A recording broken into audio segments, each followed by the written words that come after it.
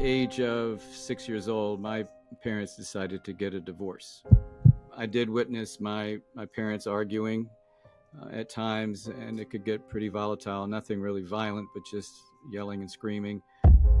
Big change came when my mom went to live with my mother and my youngest brother. That was pretty scary. My mom, I know she had some mental health issues, but back then, people didn't really do a whole lot about it. She could be the most nurturing mother on the planet. I mean, I just loved when she loved on me.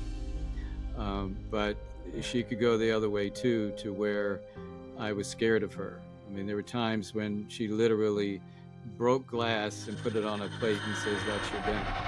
So you can imagine 6, 7, 8 years old, living under not knowing what I was going to get. Am I going to get the nurturing mom, or am I going to get glass on the table? At the time, I didn't really understand the impact that it would have later on in life. And I discovered that when I started dating, I had a pattern of overlapping my relationships. I'd have a girlfriend, I'd meet another girlfriend, drop that old girlfriend and go to the new one. And always had to be in a relationship. And that happened all the way through my first marriage. I've been married, this is my 4th marriage now. Part of that was in that time period, I met this woman who I ended up, divorced my first wife, I ended up marrying this woman that I was seeing while I was with my first wife. So there I go, overlapping again, right? And then just, kind of feeling out of sorts, and a friend of mine referred me to a therapist.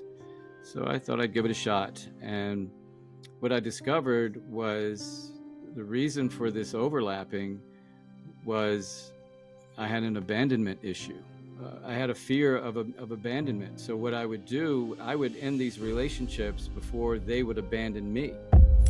So that's why, no one really broke up with me. I was the one to do it because I wasn't going to let you do it, because I wasn't going to get abandoned.